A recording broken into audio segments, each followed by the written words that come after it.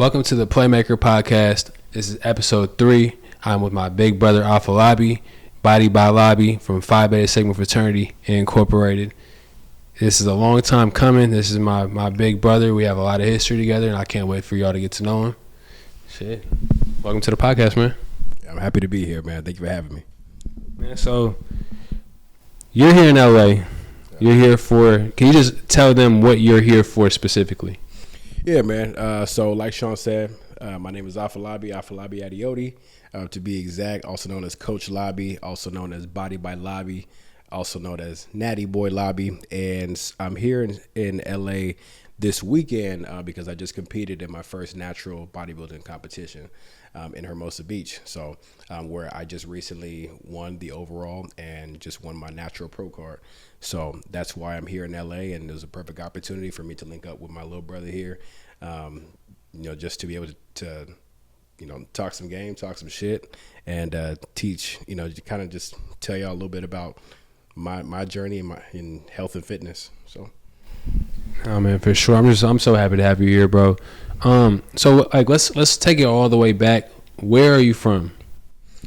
So born and raised in Tracy, California, and lived majority of my life in the Bay Area, East Bay to be exact. And came down to San Diego about 11 years ago now in 2014, where I came to go to school at San Diego State, and that's where I kind of started my journey, where we met. So you give me your story a couple times with weightlifting. Does that start with your family background in it? Does that start from personal interest? Where's that root from? Yeah, when it comes to weight training and fitness in general, that was something that I was always interested and passionate about when I was like maybe late elementary school, early middle school age. I would see I would see different people, other grown black male adults, and how they were building their physique. So, for example, people like Terry Crews, people like Dwayne The Rock Johnson, people that I looked up to as like men, like strong black men. And I'm like, I want to be like that. And part of that was the physique. And I was like, how do I get a physique like that, in a way that's natural? So that was kind of where that idea kind of sparked. And so I got really interested in building my body in that way. Probably when I was like 10 or 11 years old was when I really got inspired and was like, okay, I'm going to try to do a little something here and there to kind of work out. So that was how that started, but nobody else in my family really was into like training and working out hard and whatnot, aside from my uncle, my dad's youngest brother. I meant to ask this prior to the weightlifting journey. What is your specific background? Just so that people could honestly get to know you a little bit better, because your culture and ethnicity is like everything to you, I know. Yeah. So what's your background? Yeah. Your family's background. I apologize. Yeah, my family background. So I am 100% Nigerian. I'm first generation American, but both my parents are from Nigeria. My dad is from Oyo, Osun State. My mom is from Lagos State. They both came to the U.S.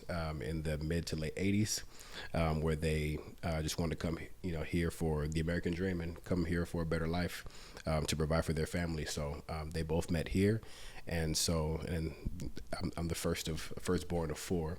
So being Nigerian really shaped, a lot of who I am and who I've become. I've gone through my own trials and tribulations with being Nigerian, living in America, and with just growing up and being bullied for it, being African.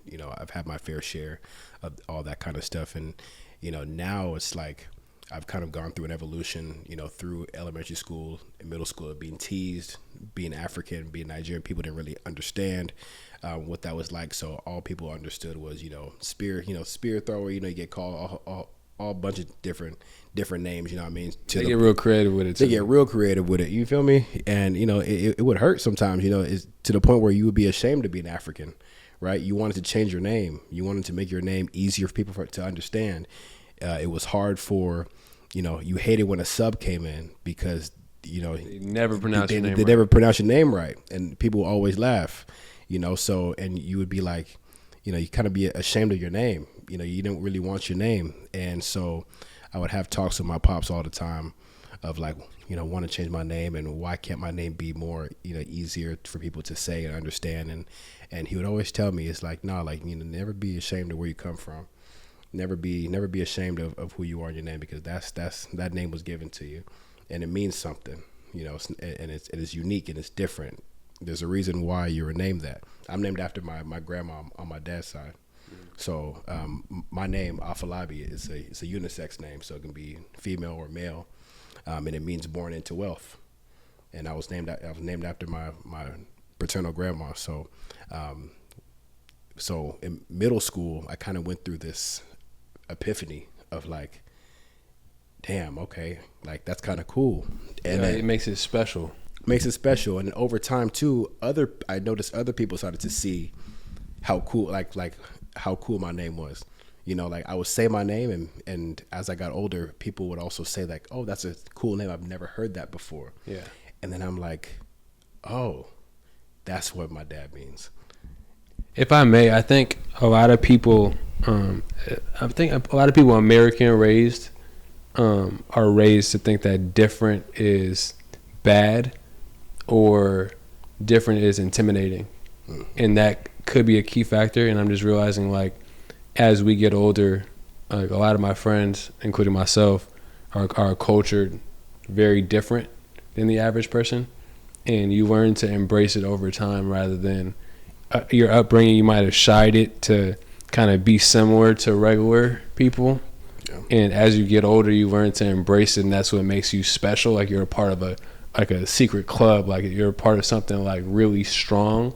Yeah. And it's really like empowering. Like going to like Europe more recently in these last couple of years, like they kind of like laugh at Americans for not knowing their history and not embracing their history and not being so cultured and not being able to see the culture on them. So I definitely think there's the flip side, like growing into who you are, you begin to realize like there is a lot of things that are unique and special about, for example, being African. Yeah. Definitely. I agree. Who are some people that like in your life may have even helped you realize that? In terms of my identity for sure, as an African Nigerian, just in general, like either as African Nigerian, even realizing who you are. Definitely my dad. I mean, my dad played a key role in that. I mean, my dad. I always reference Mufasa and Simba. Like that was one. Lion King is my favorite movie of all time, and that's a movie we would always watch together when I was a kid. And so that was what our relationship was and is like to this day. It was like Mufasa and Simba, like really just a father trying to mold his son to be the best man that he can be, and just teaching him life lessons and trying to instill in him values that will make him the man that he's supposed to be. So, yeah, my dad played a heavy role in influence, within that, and we're very close because of it. So definitely when it comes to identity, I mean, that was the main person I was going to talk about things like that and to really wrap my head around and embrace who I am. So being African Nigerian specifically, I know families are very close knit, very tight. Was it a big deal coming to San Diego State, being from Tracy, being at the other side of the state? No, I think, part of being Nigerian too is that you're supposed to go to school. Of course. That was always a part of the plan. You were supposed to go to school somewhere, to a good school. So where I went, location wise, wasn't much of an issue. So, and I think they would at least were just glad I was still in California, at the very least. One, just because it's in state, it's just we have to pay the out of state, tuition and whatnot. And two, I'm still relatively close, even though I'm it's from the Bay to San Diego. It's 7.5 hour drive. It was still close enough. And San Diego State was the school that I got accepted into that I felt the most comfortable and the most at home. So, and because I felt that way and I was able to express how I felt being on San Diego State's campus, it was a no-brainer, and it wasn't an issue of me coming down here. So San Diego State, what was your major, and how do you apply that to what you're doing right now, if you can? Yeah. So I came into San Diego State a biology major, believe it or not. How the fuck does that translate? I don't know why I decided to do that, but I knew I wanted to do something within biology, within medical field, within anatomy, and something of that nature, something that had to do with the human body. That's what I wanted to do. And because at the time I wanted to get into like medical school and, anything in the medical field. So I was like, okay, biology makes the most sense. Then, when I got here, I was like, okay, I'm a bio major. I'm pre-med, and I start taking some of my prereq classes, and I'm like, okay, this is kind of tough. I'm starting to see like what my roadmap looks like, and what class I got to take. I got to take OChem. I got to take all these hard classes, calculus and all that, and realizing, also joining like the American Medical Student Association. And I'm like, oh, this is a lot. I'm like starting to like put pieces together of like, okay, this is what it takes to go to medical school. And I was like, to be honest, I don't think this is for me. So immediately after my first semester at State, I switched to kinesiology athletic training. Was that a hard, sorry to cut you off, was that a hard conversation telling your parents that you're switching from bio to kines? It was hard telling my dad that, because that was the first conversation of me trying to switch my major. And so I didn't know how he was going to react or take it. And that's when I realized that my dad had full faith and trust that I would figure it out. That's dope. Which is rare, because not a lot of African parents do that, right? A lot of African parents are like my way or the highway. You have to be what? A doctor, lawyer, or engineer, right? You're one of them, right? So my dad was very understanding, which is what I really love about him. And he doesn't, there were still there was obviously some cultural stereotypes like that pushback. There's still some cultural stereotypes that he had as a Nigerian man, right? That that's typical of a Nigerian man. But one thing that was different was that he was very understanding. He would always let me speak my piece and hear me out, and let me say what I need to say and try to understand my point of view, and not just try to shut me down because he knew everything. So, which is what I really love about him and our relationship, because he really he let me speak my mind and let me go my own way. And he trusted my thought process and my abilities to be able to figure it out. So when I told him I was going to switch to athletic training, I told him what that would look like, and he's like, okay, well, if that's what you want to do, then do what you need to do, and we'll go from there. So I switched to athletic training, and I saw what that path would look like, and I'm like, wait a minute, I have to finish all these prerequisites by sophomore year to get into this athletic training program for my senior year. I'm not even ready for that. I switch again. I switched my emphasis. Yeah. So this time, now I'm in the major of kinesiology, but there's different emphasis, right? So you have athletic training. That was the first one. Then I switched to fitness specialist. Fitness specialist was very broad. So that's like, right, getting into like being a trainer and trying to coach people, stuff like that. And that wasn't something I wanted to do. I couldn't see myself being a fitness specialist or a trainer or a coach of any sort. I didn't want to be fit into that box just because I liked working out. I hated it actually back then. So I only did it because that was the only emphasis that I could think of that at least I could do. It's like that was doable. That was doable. Was there like a bad connotation behind it, or is that why you like just didn't like it in general, or like did you have pre-thoughts of it? Part of it was a status thing.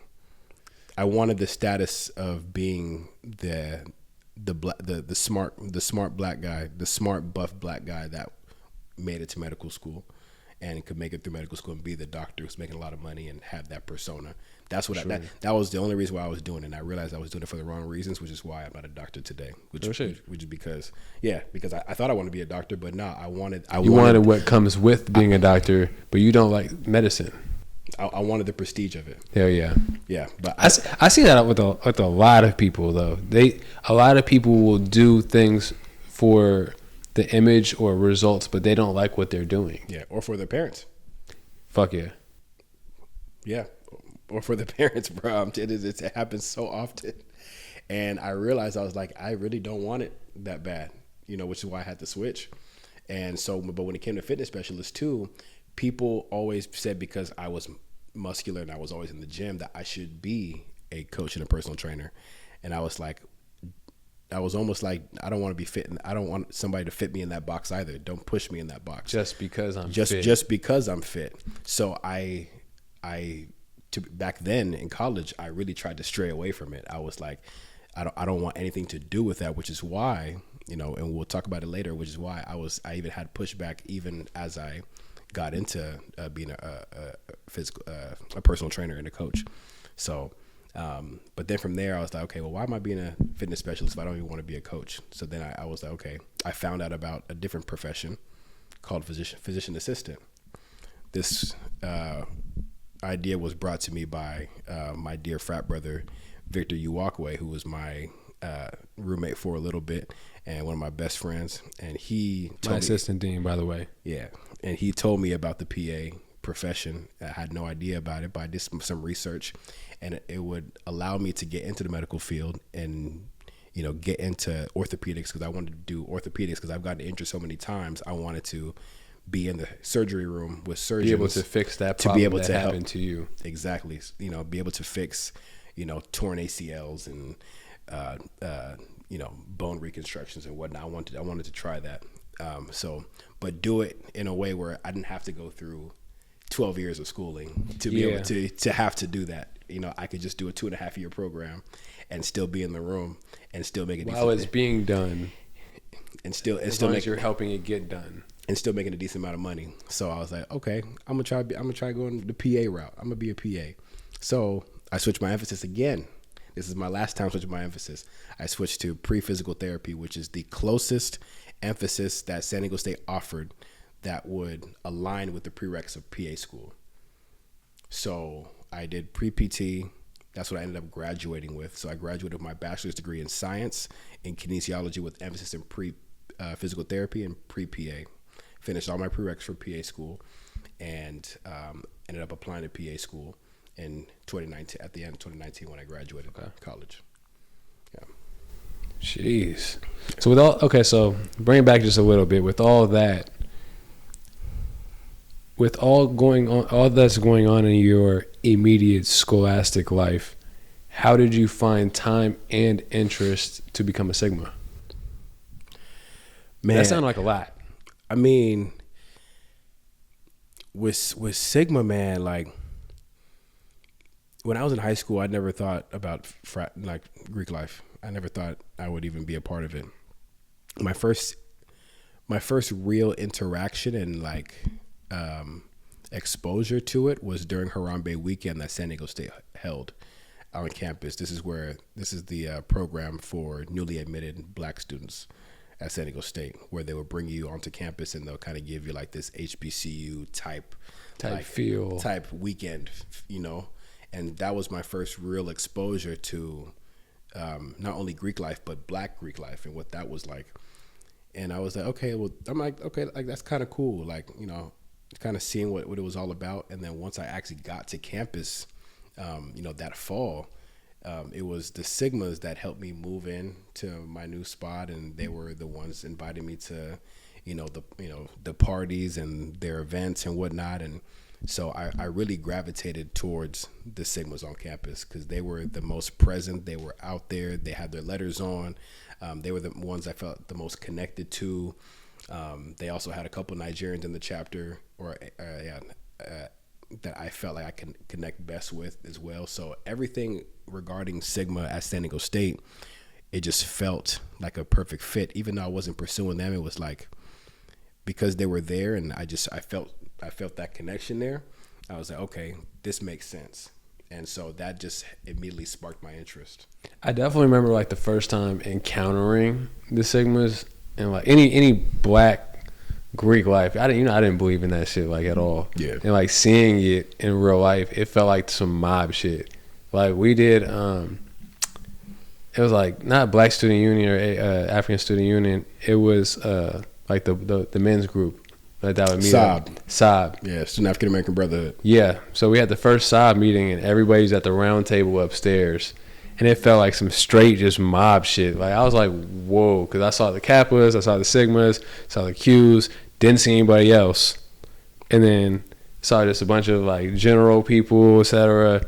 And like the respect in the room was like, it was cool. And I was like, are you interested in fraternity? I'm like, hey, get the fuck out of here with that. And then they're like, well, no, we throw parties. I'm like, this was, I think, the Kappas at the time. And I was like, all right, I'll check this shit out, whatever. Yeah. They're like applying pressure, like texting my phone, Instagram, or whatever, blowing my phone up. And I was like, I rocked with a couple of them, but I was like, this shit is not for me. This shit seems respectfully like corny. Like I didn't fuck with it. And then I believe me and you had a conversation. Me and Jason had a conversation. Yeah. And I didn't know Christian was going through due process at the time, becoming a Sigma, and we just had gravitated towards each other. So we were just chopping it up, seeing him around campus, and I just naturally gravitated towards this group in a way that was non-forced. It didn't seem like I was trying to be courted for something. Right. Whereas it was like, if you rocking with it, you rocking with it. Like, this is what we offer. That's really it. That's it. You do this. And I was already a hothead. I was already trying to throw parties. I was already doing just my thing and becoming a small name on campus, whatever, my freshman year. And it just worked out for the best. Yeah. Then you my big brother, man. Like, and we just been rocking with it. That's what I'm saying. All these years later, man, I know you coming up on what, 8 years? This is 7 going on 8 now. We just had our Sigma anniversary October 2nd. So like, this is crazy, man. I feel old as hell. It flies, like, man. I'm telling you, it flies. But I wouldn't change nothing for the world. Best 4.5, 5 years of my life being in that state. So for sure. So what's like the formal introduction of your collegiate like weightlifting? What does that schedule look like? Mixing academics, mixing Sigma, mixing extracurricular activities, mixing social life, you know what I'm saying, juggling your everyday how do you fit a consistent gym routine and lifting routine into that? Yeah, I think for me it was setting the intention of what I wanted out of college. So I knew that what was important to me at the time. What was important to me at the time was to, one, get good grades, because that's what I'm there in school for, right? I mean, luckily I was blessed, my parents helped me through school, like helped me pay for school. So who am I to just fuck around and not do what I'm supposed to do while I'm there, right? So it was to get good grades first and foremost. So I had to make time for school regardless. But at the same time too, I wanted to be that guy on campus. So, I joined Sigma as a freshman, and I did that because I really wanted to be involved and just be out and about, and I wanted to throw the parties. I wanted to collaborate with other organizations. I wanted to do, all these service events. Like, I wanted to do it all. I wanted to stroll. I wanted to step. I wanted to perform. Like, I wanted to be that guy on campus. I wanted the Sigmas to be known on campus, right? So I wanted to do all these things and get involved on e-boards and whatnot, just to have that, for people to know me, to make connections, to network, but also to get that experience that you wouldn't get, anywhere else. I mean, you might, but this was a perfect place to be able to get leadership experience and to get experience, running a business, because that's how we ran our fraternity, was like a business. So getting all of that experience, that was also very important to me. So that was number 2. Number 3 was that I'm in college. I'm young, right? So I want to look my best, tip top shape. You'll never get this shit again. That's what I'm saying. I'm trying to be in the best shape that I can be, and of course you got other dudes too trying to look their best as well, right? I mean, again, you on a college campus, you trying to stick out in a good way, for sure. So you got, if all these other dudes, in the gym putting in work, I need to be in there putting in work always too. So I always made it a point that I need to hit the gym at least 4 or 5 times a week. That was my thing. So regardless, wherever I could fit that in my schedule, whenever I had classes, in between e-board meetings, in between step and stroll practice, I needed to fit my gym time in there regardless. Mandatory. Nothing. It was mandatory, right? You don't leave no room to be like, like I can't hit it today. Like, nah, your back is against the wall. Like somebody is in there taking your gains if you're not in there, right? Even if I had to be in there at 9-10 p.m. For sure. Like, that's what I had to do, right? I was never a morning person, so I never really went in the morning. Hell no. So I mean, I do that now as an adult because I have adult responsibilities. I have a career, right? So now it's like, okay, well, if I have to fit in, if I have to wake up at 4 o'clock in the morning to go to the gym and do my cardio, I do that now. Back in college, I was never going to do that. Right, so I would fit it in any other time. I'd rather go late at night because I was a night owl. So, sure. Regardless. Plus, it was cracking at night. Yeah, gyms was cracking at night. Yeah, so I was like, okay, well, I'm gonna be in there regardless because I need to look good. So that was my motivation. So those 3 things were important to me, and that was what made me stick to it and make it a point. And also because back then I didn't really care about. I mean, I cared a little bit about nutrition, but I also wanted to be able to eat how I wanted and eat what I wanted. So I had to stay in the gym so that I could do that.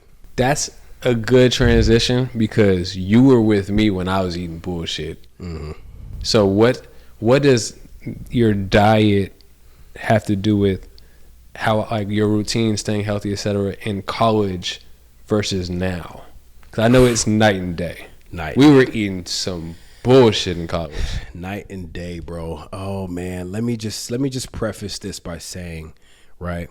I'm a foodie, okay? And even though I preach health and fitness and eating healthy and nutrition, right? I believe in that wholeheartedly, to this day. But I do like my occasional cheat meals. I do love my sweet. I have a mean sweet tooth. I love chocolate. I love desserts. I love all different types of stuff, right? So back then, I wasn't very strict on my diet because I'm a very picky eater. So all I really eat on a normal basis was like rice and chicken and steak. That was pretty much simple. That was pretty much very simple what I would have. Now, around that, what I would have on campus, it's very different world. What I would have on campus in between those meals was anything that just sounded good to me in the moment. And I justified me being in the gym so much that I could have those things. And relatively speaking, it worked for the most part. I did have my bouts of, dirty bulking, where I would overindulge sometimes. I would do a little bit too much and gain a little bit too much body fat. But I would lose it again because I would realize that, okay, I'm a little too big right now. Let me chill, turn it down. But there were moments in college where for breakfast, I would go to the Den, right, which was like the mini Denny's. It was like mini Denny's and on campus. This is a 16 by 16 foot box where if you're in college, you would get takeout food at San Diego State. And like 1 out of 10 times they hit. But if you was tripping. 1 out of 10? 1 out of 10. Nah. They had wings and that was it. The chicken tenders was busting. Stop playing. And the milkshakes. Stop playing. They're very regular. And very regular. For a college student, are you serious? For a college student, for shit show. I'm coming from eating. I was on the road. I was eating gas station food, so I ain't gonna say nothing too crazy. That's what I'm saying. The wings was hidden, but everything else, like, I'm like, bro, it was pretty regular. You telling me? I got bougie taste. Me. I love steakhouses. I love I love quality food. But regardless, back then the Den was hitting because for breakfast I would knock down a Grand Slam. For sure. 2 or 3 pancakes with bacon and sausage, no eggs because I hated eggs, and then I would do 5 chicken tenders on the side with a chocolate milkshake. That's breakfast, bro. I would do that. It's typical Denny's food. You know what I mean? We ain't gonna hype up. Shout out to Denny's. We ain't gonna hype up Denny's. It's typical Denny's food. But I'm saying that's what I was having for breakfast though. Yes, it wasn't a shit diet completely. Like, it was decent. It was decent, but not the best, right? Yeah, that's a decent diet. Like, it's just Denny's. If you hear that as an adult, you eating Denny's that consistently, you're gonna be like, oh, what the fuck, bro? Yeah. But like back then, that's at least better junk. Like, yeah, you're right. It's the best of what we had available on campus. I was eating like Panda Express on campus and shit like that. Panda Express not even that bad. If anything, Panda Express might be even better than that because I got the simple stuff. I got chicken teriyaki, rice. That's it. That is my Panda Express order, and to be honest, that's not bad at all. That's my go-to if I'm traveling. If I want to stick with my macros today, to this day, and I'm not on prep, like.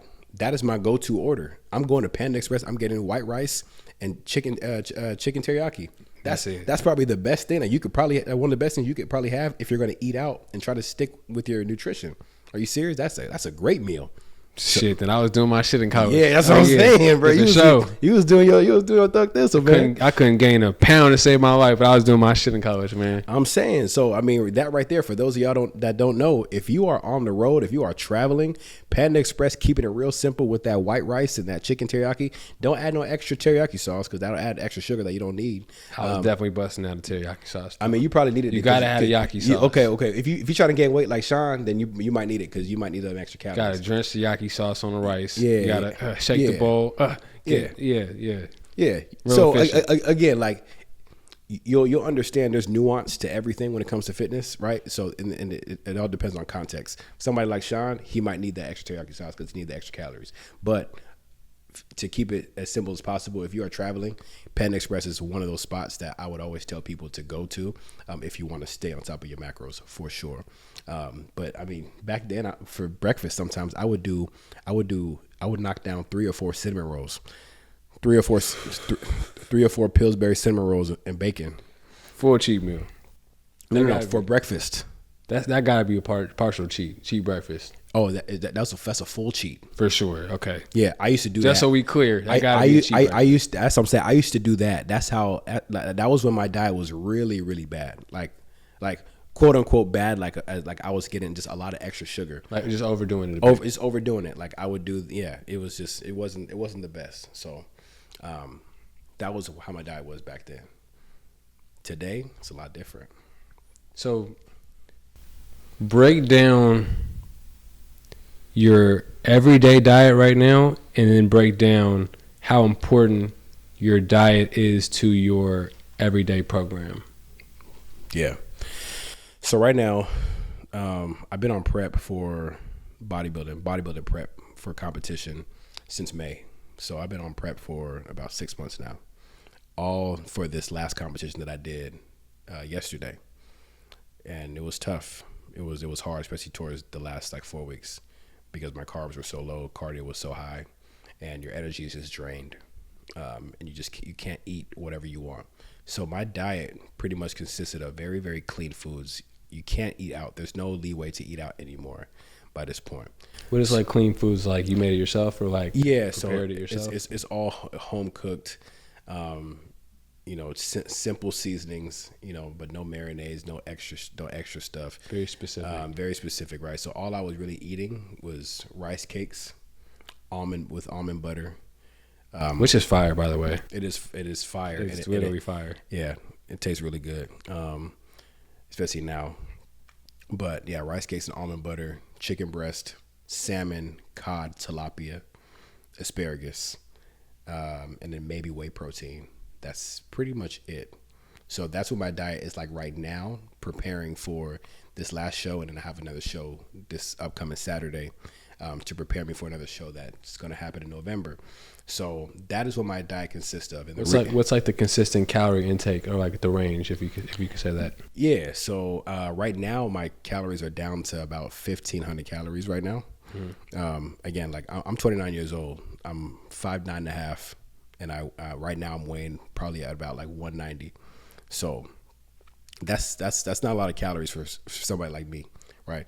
You could probably eat 1,500 calories in one meal at Roscoe's today, right? Yeah, no, I mean, for sure. you know, like it's not that hard, right? If you really think about it. Now it's hard to do it if you are not used to eating whole foods. If you're not used to eating like just plain chicken breasts and just plain rice or plain potatoes or sweet potatoes and asparagus and whatnot.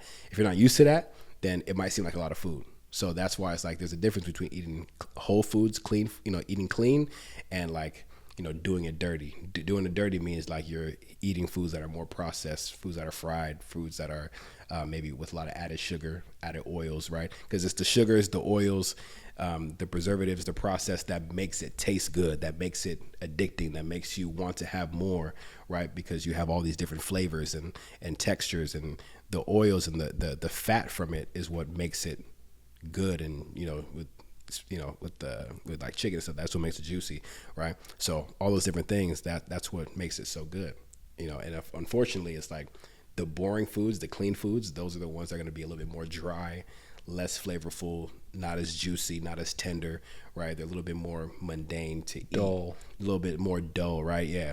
So it's just not as fun to eat. So that's the trade-off sometimes. So for example, like the people that say like, oh, I have a fast metabolism when it comes to like, oh, well, I could just run through food, etc. Is that like a myth in comparison to you're just eating foods that don't fill you? Or is like, for example, like me personally, I can't like gain weight as fast, and you've given me a full-fledged diet it's just upping the calories and upping the specific foods that I'm eating. Mm-hmm. So does that kind of like stump the fast metabolism? Like, does that slow your metabolism down, or are you just upping your calorie intake? So there are people who are just hard gainers. So you would be somebody who is just a hard gainer, when you eat a lot of food, and it's hard for you to be able to maintain weight. But I can eat though. Like, I can eat hearty, but it just doesn't stay. Yeah. So that's what we call a hard gainer. So if that's the case, it's like, okay, well, part of it could just be your metabolism. Two, you're probably moving a lot. You're probably always on the go. Your step count is probably through the roof. Oh, for right? sure. So your energy output is always going. And because of that, that's what makes your metabolism so fast. So, which is why you need to be eating enough food to be able to keep up with that. But I guarantee you're also not as consistent. So you're not eating that same amount. Like you said, you could put down food, but I guarantee you, like you're probably only having maybe 1 or 2 days where you're actually putting down a lot of food. The other days, you're probably just always on the go, picking up with what you can, and it's not as much food as you think it is when you're just picking up and go, and you're just kind of eat what you can because you're so busy. And I know that. I am all right. So Monday through Friday, I'm getting home cooked meals. I'm eating 3 times a day. The weekend is like it's not even a cheat because I don't enjoy not getting the home cooked meals and the full meals on the weekends. It's more of you're beating up the road, you doing your shit, like you're on the go, you're going to the next play. You don't have time to stop and full-fledged indulge. You might have only enough time because like you don't want to feel like heavy while shooting a video or like while performing or whatever. So you have time to throw down a couple wings or whatever on the go, or throw down a piece of pizza or two on the go. And like you say, you are burning it really quickly. Yeah, it's not a lot if you think about it. That's what I'm saying. Like if you actually want to put on that weight, put on that muscle, right? Part of it is weight training too, to be able to put on muscle, because the muscles also is going to add weight. You don't want to just put on weight because you're going to be putting on fat, right? So you have to train and work out to be able to also put on good weight, right? So you're not just getting fat. Right, so you have to find that time to, whether it's 2 times a week or 3 times a week, to train and actually put on that muscle so that food that you are eating consistently can stick and stay and actually be turned into muscle, and actually be used as fuel to be able to build more muscle. Because if you're not training, then of course it's either going to be turned into fat, or you're just going to burn it off. Straight through it. It's just burn straight through it, and you're not going to be able to build much of anything. So of course you're not going to gain any weight, because the weight's going to be put on by either muscle, fat, or water. So how do you adjust your diet when you're preparing for a competition versus your regular season diet? Yeah. So off season just means that we're not preparing for a show. Off season is usually where in a maintenance phase where we're just eating at maintenance calories. That's the amount of calories it takes just to maintain your regular body weight. Or you're in a bulk where you're trying to put on weight, trying to put on muscle for the next cut or for the next prep or for the next show, right? So when I'm in off season and I'm eating at maintenance or I'm in a bulk, my maintenance calories usually is probably around 3,000 to 3,200 calories. That's usually how much I should be eating to maintain my weight at 200 to 215. But when I'm in prep, it's all about a calorie deficit, right? So you're constantly pulling food to lose more and more body fat. And a lot of that food is being pulled from carbs, right? So things like rice, things like potatoes, oats, anything sugar, like you're cutting out sugar completely, right? So, so you're cutting down carbs, and then you're also cutting down fats as well over time too, because fats are very high in calories. So the only thing that's staying high the entire time is protein, because protein is what's going to help you build muscle and hold on to muscle while you're in that cut. Got it. So that's why like the emphasis on like protein shakes every day or every time you work out, etc.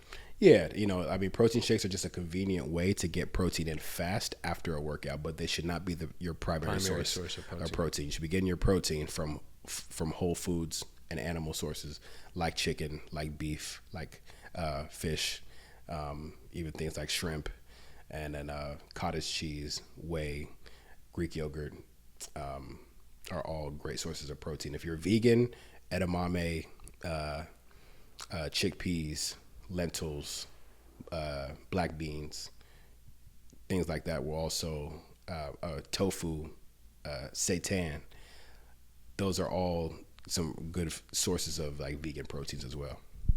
So if you are vegan, I'm not vegan, I'll never be vegan, but some of y'all are vegan and y'all keep complaining about how you can't get enough protein because you're vegan. That's a lie. I know bodybuilders that are vegan and who can still put on muscle because they. How is that? Like, is it a myth that like vegan diets don't get enough energy? Like they don't have, they don't consume enough to have the energy to do enough? No, they can do it. Vegan, there's nothing wrong with a vegan diet. The vegan diet, that just means that you're not eating anything from animal source. Anything from an animal, you just cut out. So anything that's meat, a meat product, animal product, like eggs, dairy, like anything that comes from an animal, you're not gonna touch. That's what that means. So, but that's mainly But they're still eating. They're eating pretty much anything that derives from a plant. So they're still eating carbs. They're still eating rice. They're still eating sweet potatoes and potatoes. They're just getting their proteins elsewhere. But protein is usually what they're going to lack, because most whole proteins are going to come from animal sources. So usually a lot of vegans might be lower in protein. So they just have to be mindful that they're getting enough protein from plant-based protein sources or plant-based protein powders. Got it. Yeah, because they're not going to get it from things like chicken, beef, and whatnot, because they're just not going to touch it. Yeah, but that's the best source of protein that you can get it from. So you have to basically, it's tricky because you kind of like have to like freak it. You have to like go around the system that is kind of built for what you're doing. Mm-hmm. God, have you ever like not to transition too abruptly? Have you ever struggled with your dietary habits? Yeah. Man, break it down. What's the deal, man? Man, like, because some of the best tasting food is not that good for you, and I've gone through.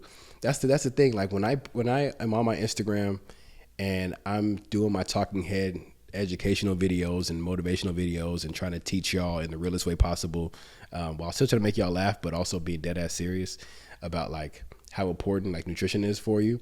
Like I say it with love, but conviction, but also convicted, because I understand what it's like to overindulge and binge, because I've done it before. I've had moments where, and I can name them specifically. One, after I got my license and I got my first car when I was 16, I was like, I could do whatever I want. I could eat whatever I want. I was a foodie, right? So I would go to McDonald's and order the whole damn menu. I went to McDonald's. I had $20 in my pocket, and I was like, I'm going to order 3 large fries and 2 large chocolate shakes because I can. You know, nobody can stop. Nobody. You was a fry dipper, was you? Hell yeah, Fry dipper. I'm telling you, bro. Like I loved like fast foods and like fried foods, sweets, right? So nobody could tell me no. So I was like, I had the money, I had the car, I had the way to get there. Nobody can stop me from doing this. I've never done it before. So let me just go and try and see what it's like. And then I'll learn from that and we'll see how it goes. I ordered 3 large fries and 2 chocolate shakes. I get through the first large fries and I'm in heaven. I go through the second one and I'm like, okay, I'm starting to slow down. I'm starting to feel, okay, my digestion is a little bit slower. Okay, but I'm getting through the second one. It still tastes good. I'm still having fun. I'm smashing this milkshake. I get to the third fry. I feel sick. I get to the third large fry. I feel sick. I get halfway to the third fry and I'm done. I throw the entire thing away. Not the entire thing. I throw the rest of what's left away. Of the fries not away. The milkshakes. And then I get through I get through. Again, these are large shakes, so I think I finish most of the second shake as well before I throw it away. I think it's just the whipped cream that's left. And now I feel sick. I'm bloated. I'm like, oh, okay, I don't feel too good. I'm never doing that again. That adult feeling went complete away. Yeah, it was good. It was great. Dopamine was hitting, right? I was like in a state of pleasure, right? For those first, those first 2 fries, I was in like just immense pleasure. After a while, I start feeling sick, and I'm like, you know what? Okay, now I know what it feels like to binge and to overindulge. I will never do that again. Second time, I'll tell you, I love chocolate lava cakes. Chocolate lava cake is my favorite dessert. I went to Applebee's one night. I ordered 3 of them. That is blasphemous. I ordered 3, bro. 3 triple chocolate meltdowns from Applebee's. This is my favorite dessert of all time. And again, I have the car, I have the money. Nobody can stop me. What are you going to do? The waiter can fucking stop you. Can look at you crazy. Bro. Can just say, what are you doing with your life? Hey, young man. He going to get a tip, though. He going to keep bringing them. If I give him a tip, though. Like, cut the shit. Young man, what are you doing with your life here? Hey, he couldn't tell me shit. I was in better shape than he was. Facts. Damn. And I justified it. I justified it because I was always in the gym. So I looked better than he was. I still had abs. Why not? Anyways, I had the 3 chocolate lava cakes. Wait, before you go. Yeah. To give you a reference of what you're saying, you ever seen like a really just beautiful young lady and just find out the personality's bad, like no intellect to her, and she's just some fine shit? Yeah. That's exactly what you were doing to your body. Very well in tune, just shit on the inside. Yeah. Basically. Exactly. I've been there. I have been there. I've done tons of dirty bulks that I should never do again. So you're saying that like that's just such a common phrase. Can you explain in detail like what a dirty bulk is? Yeah, so basically a bulk is when you are in a calorie surplus, where you're eating more calories, you're eating more calories than where your maintenance should be, right? So the purpose of a bulk is to be able to gain more muscle mass. That's the purpose of a bulk, is to gain weight through building more muscle mass, right? It's to put on just more size. That's the purpose of a bulk. So we have a lean bulk or a clean bulk, and we have a dirty bulk. So a lean bulk is what you should be doing. That's when you're sticking with primarily whole foods. So you're clean foods, exactly, like just whole foods, like foods that are just like simple one ingredient foods. So that just means adding more rice to your diet, adding more pasta, adding more oats, right, for your carbs to be able to give you more energy, more fuel, more calories to be able to aid your diet so that you can train harder, get stronger, build more muscle, right? So just adding just larger quantities of those clean whole foods, right? That's a lean bulk. That's a clean bulk, right?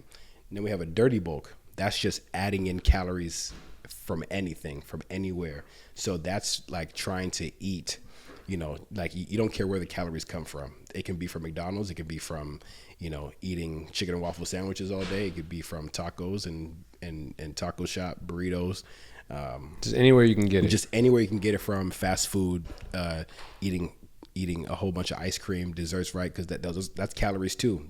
Those are added carbs, added fats, right? That's another way to do it. So that's what we call a dirty bulk, where you're just getting in calories from anywhere you can get it from, irregardless of the food source. For sure. Yeah, and so the reason why a dirty bulk is so bad is because if you're not paying attention, if you're not careful, it'll be very easy for you to put on more body fat than actual muscle. So that's why it's very easy to put on more body fat in a dirty bulk, than put on muscle, because you're not really paying attention to the substance and the quality of what's going into your body. Quality of the food that's going into your body. You're not aware of it. So now all of a sudden your fats are through the roof, your carbs are through the roof. You don't even realize it. And because you're eating so many calorie dense foods, they're not that filling. So you're putting down 5,000 calories of food that is just very easy for you to put down. And now you have, you're eating 600 grams of carbs, 200 grams of fat, and only like 100 grams of protein, and you wonder why you got fat. You're not building no muscle because you dirty bulked. The shit that's crazy is nobody's ever everybody always talks about a balanced diet, and nobody's actually explained it the way you just did, of not having too much carbs, not having too much proteins, not having just too much bullshit. Nobody's ever explained what an actual balanced diet is. Yeah.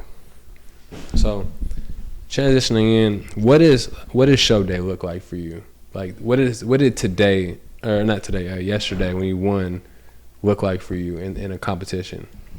Yeah, as far as the diet goes? No, just in general. You wake up, what is your process of show day? Because a lot of people don't know what the life of professional weightlifting is. What is the process of preparing yourself for the show? I noticed they oil you up, and the pictures are everything, the poses are everything. What does that play into your rating of how you can possibly win a showcase? Yeah. So show day usually starts. Show day starts the night before. Mm-hmm. So what you do the day before plays in the show day. So we'll start with what goes on the day before. So the day before show day, right? Essentially what most people do, and I'll just say what I did, because everybody is different. Everybody's body is different. Everybody's body responds differently to different protocols, and it's important to understand that. So the day before show day is essentially the day to start carbing up. So that means you're about to heavy carb up before show day. Yeah, so you're adding, your coach is adding in more food to help your muscles pop more for the next day, right? So you've been dieting super hard, your carbs have been super low, your food has been super low, and during this whole prep. So now the couple of days leading up into the show, and especially the day before, your coach is probably going to start adding in some more rice cakes into your day, so that they can see how your body responds to the carbs, and see how those carbs get kind of pushed in to the muscle to kind of get it to pop more, right? Because that's what the carbs will do, okay? And because carbs will pull in water into the muscle cell, and it'll give you just a more full and vascular look, right? So that's the purpose of the carb up before the show. So what that looks like for me, I had 5 meals. So the day before. Okay. The day before I had 5 meals. The first meal was 3 ounces of chicken breast, 3 ounces of top sirloin, and 2 rice cakes and almond butter. That was my first meal. Second meal was 3 ounces of rice, 3 ounces of chicken breast, 10 grams of almond butter. This already sounds like a shit ton. Not gonna lie. Oh, it's not a lot. Okay, it's not a lot. Yeah. So if I break it down in ounces, it's not that much. Okay. Think about 4 ounces to be the size of your. So it's like one, how chicken comes chicken. Then we slice chicken breast come in fillets. It's like one fillet. Exactly. So it's something like that. Gotcha. As far as amount goes, think about it like that. Okay. So when I 3 to 4 ounces is the size of this part of your hand, not including your fingers. Gotcha. So it's not that much, but you have it 5 times. It's more than what you were getting before. For sure. You feel me? So So yeah, second and third meal were pretty much 3 ounces of chicken breast, 10 grams of almond butter, and then 3 to 5 ounces of white rice. Meal 4 was another 5 ounces of white rice, 3 ounces of chicken breast, and then some more. And then it was 10 grams of almond butter, and then 2 rice cakes. So we're starting adding more carbs now. The last meal, the 5th meal, was my refeed meal. So that was whatever I wanted. So that was my go-to refeed meal, right? I'm not going to say a cheat meal, because a cheat meal would... It's like a preferred meal. Yeah, so a cheat meal is more of like a free meal of whatever you want. A refeed meal is a meal that is going to be a little bit... is something that you enjoy, but is still relatively clean and will still have a positive effect on your physique. So it's like basically what you would prefer out of the healthy options. So you have a strict diet, but for the refeed, it's what you would prefer to eat rather than what you are on schedule to eat. Yeah, usually, yeah. So that's how I like to... Some people use that term, refeed and cheat meal, interchangeably. I like to separate the two. So a refeed meal, in my opinion, would be like a refeed meal will usually be something like a burger and fries, sushi, or like for me, my preferred is a steak and fries.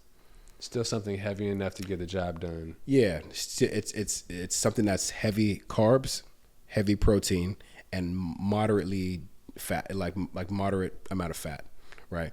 But the reason why I don't say a cheat meal, because a cheat meal can just be super heavy fat, super heavy carb, super heavy carb, and not a lot of protein. Where that's not quite what you want. Like anything on the menu, like anything just in front of you. Yeah. Whereas a refeed is still limited to the healthier options. Exactly. There are some people who would do like a pizza the night before, right?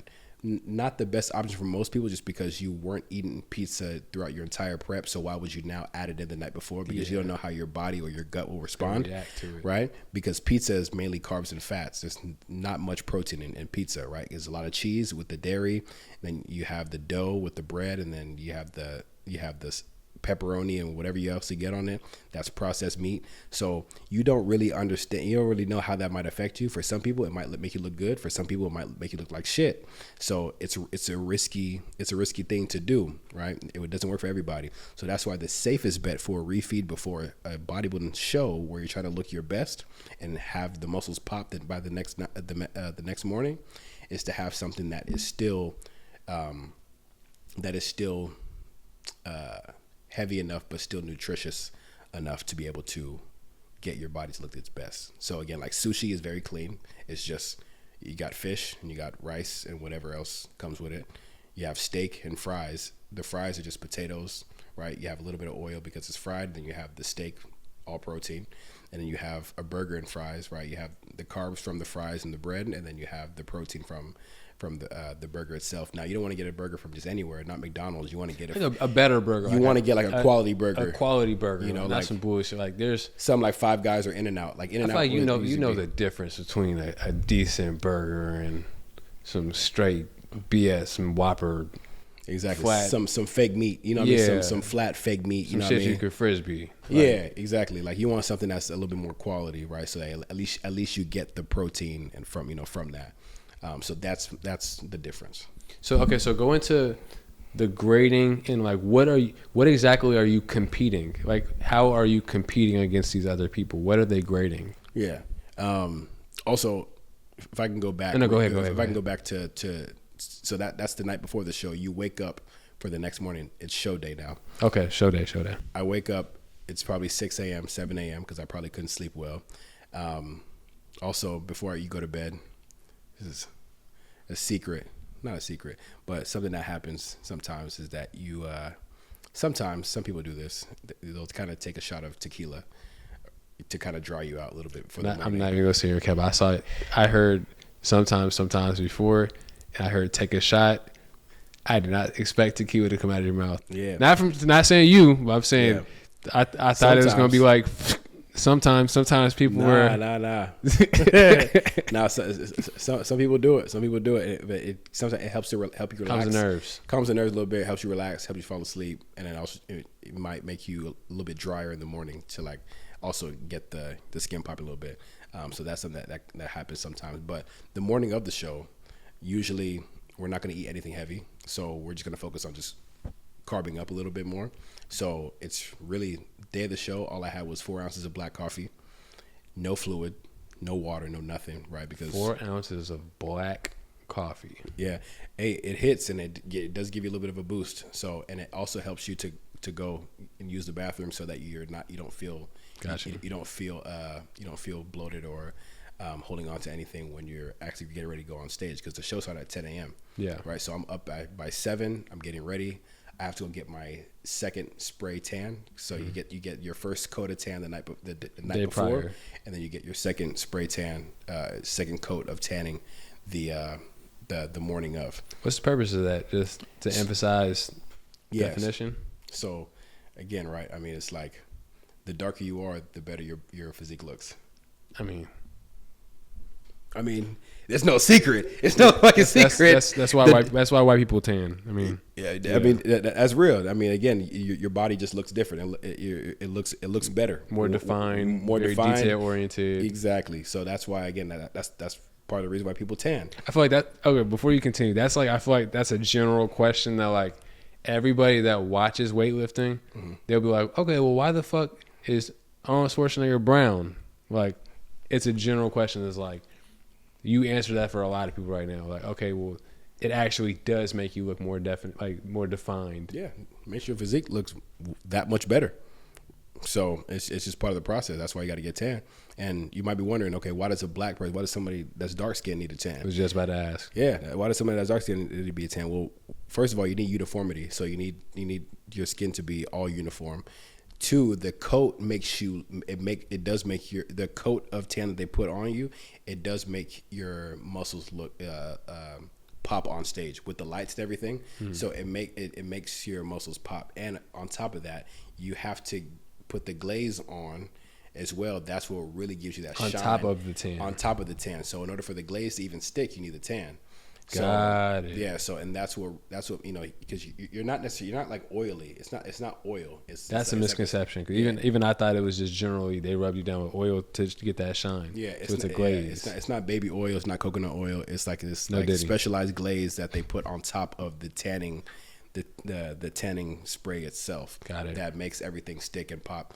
And it makes a huge difference on stage. If you don't have it, it's very easy to tell versus somebody who does have it. So that's why everybody just needs it, because so everybody looks uniform. So you can compete at the highest level versus somebody that has it on, because you're not going to look like shit compared to.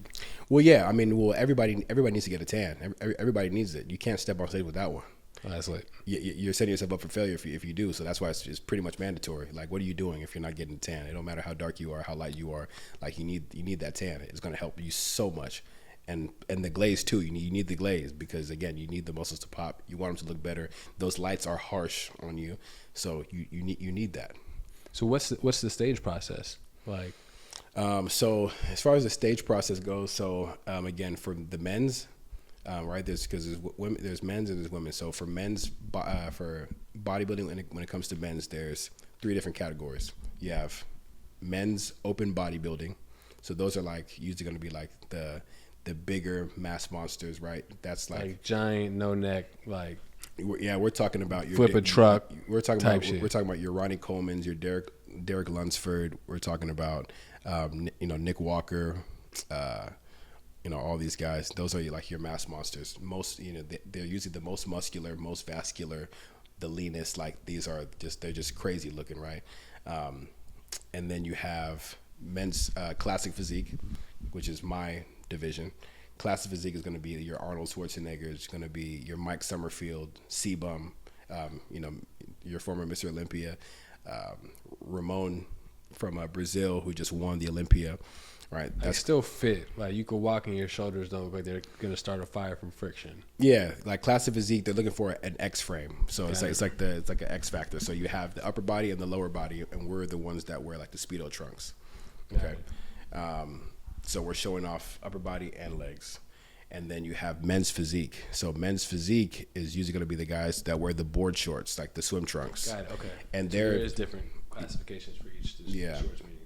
Exactly. And they're just showing off the V taper, so just their upper body for the most part. And they only have like 3 or 4 poses that they do. So, and that's about it. So that's how that goes. So usually it goes, when it comes to how the show runs, they usually do men's open bodybuilding first, then they do classic physique, then they do men's physique last. And how it goes and what the judges judge on is usually it's going to be like symmetry and muscularity. So how much size, how much muscle do you actually have, and how symmetrical is your physique, right? Making sure everything is even. That's 1. 2, your conditioning. So how conditioned are you? How lean are you? How vascular are you? Being a weight trainer, is it difficult? Like, do you go through the process of like women throwing themselves at you, or does being a weight trainer make your dating life more difficult? No. I would say that. Ask the question. Kind of difficult. Huh? Ask the question one more time. Yeah. Does being a weight trainer make your dating life more difficult, or have like any of your clients ever tried to indulge in the Body by Lobby? Got it. Yeah. Gotta get into that, man. Right. Being a fitness coach, for me, I have hard boundaries, so it's either we're going to be talking and we're going to date, or you're going to be my client. It's never both. So I never mix the two. I have a hard boundary on that. So I never seek any type of relationship, romantic or extracurricular relationship with anybody who is my client, just because that's just not professional. I try to keep it very, my business is my business, and I try to keep it as professional as possible. So that's one thing that I will not compromise about my business, because my business is my baby. So nothing will get in between that. So if you're my client, then we're not even going to entertain that. And if my bad, there you go ahead. And if something were to happen, and it just so happens to be a client, and we are interested in each other, in a relationship or intimacy or whatever, then they would have to be fired as my client immediately. Would you ever date somebody that doesn't work out or prioritize like fitness? Hell no. Fuck no.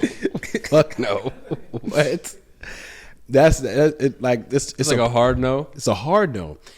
What? Like how would we even be able to? It's so much ingrained in me and so much a part of my lifestyle. It would not work. Like there would be no room for compromise there. If taking care of my body and my health and my fitness, especially bodybuilding, the lengths and the levels I have to go to be able to maintain my body and to get into bodybuilding, if my partner can't also be, I'm not saying they have to compete as well. They have to be a bodybuilder, or they have to be as hardcore in the gym as I do, but they have to at least take care of their body, at least go to the gym a couple times a week, at least, pay attention to their health and their nutrition, like treat their body like a temple, like I would. If we don't have that in common, it will never work, because it's just me as a fitness coach. That's just one of my things. That's a non-negotiable for me. So usually I end off with a Bible verse for whoever I bring on, and that's been like a new thing I've been really trying. But you mentioned like finding God has really helped you tighten up and you really program and get on 10. Is there anything you can give me or give my viewers, either a verse or something that helps you get through whatever you go through? Yeah.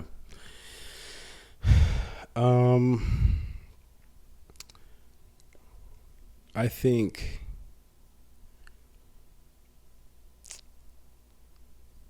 lately I've really been feeling the best I've been feeling in a while because I've been pouring into myself and actually being obedient to what God is telling me to do. For a long time, I've been trying to ignore and push God away and what I know I should be doing, and doing the opposite because of pleasure and because of comfort. And lately, I've just been so tired of constantly trying to seek pleasure and dopamine and doing things my way, that you feel within your spirit that you don't feel completely like yourself, even though you feel good in the moment. After a while, it's gone, and you're like, you still feel empty. And so, praying more, doing, if you don't have the Bible app, I would highly suggest downloading the Bible app. There's a ton, even if you're a new believer, or even if you're not even sure if you believe in God or not, there are Bible plans in there that for any situation you might be going through, whether it's doubt, fear, joy, temptation, happiness, sadness, loss, grief, addiction,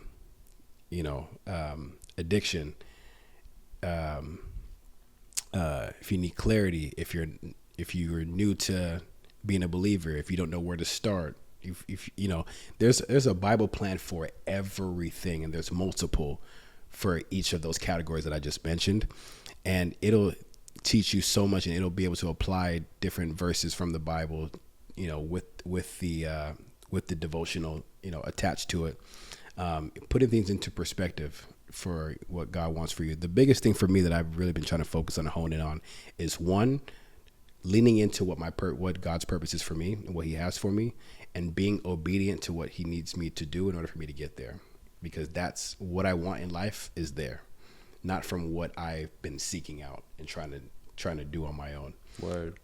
So oftentimes I've been feeling convicted and been hearing a lot of people saying that, that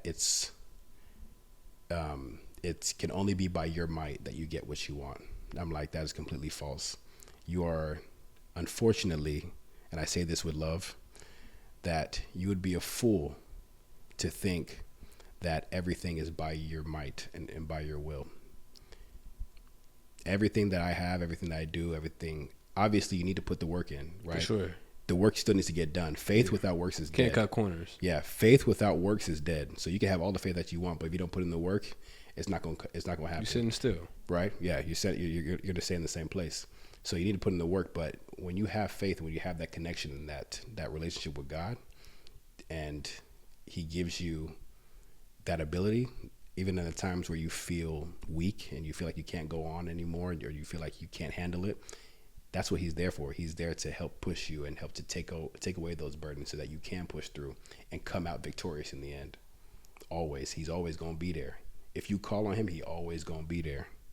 So I think it's just very important for people to realize that, understand that it's not just by your might that you're here, that we're here, that we're doing what we do. I'm doing this because, again, I have a purpose and I have a calling that God has given specifically to me. I have an assignment that God has assigned specifically to me. But that's what I want to give to people. Whenever I sing, is, I want to be able to strengthen my voice, strengthen my gift, because I've always had a passion for singing for a long time.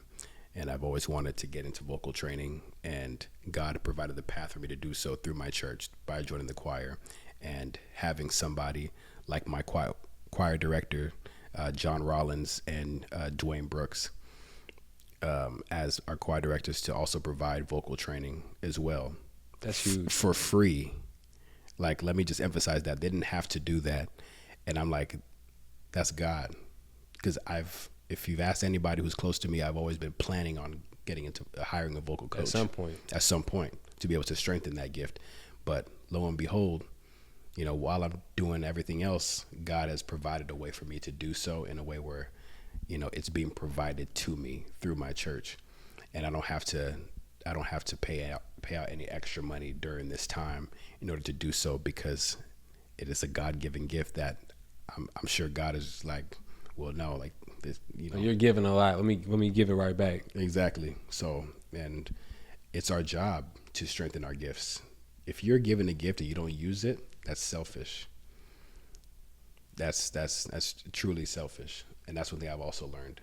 So if you have a gift, use it, utilize it, strengthen it, because your gift is not for you. It's for you to serve other people. And I'll leave it at that. That was damn near perfect. Yeah. Afolabi Adeoti. Yes, sir, man. My big bro, man. Sean, thank you for having me, man. Yeah, man. Always. Yes, sir. Playmaker podcast, man. Episode 3. That's a wrap.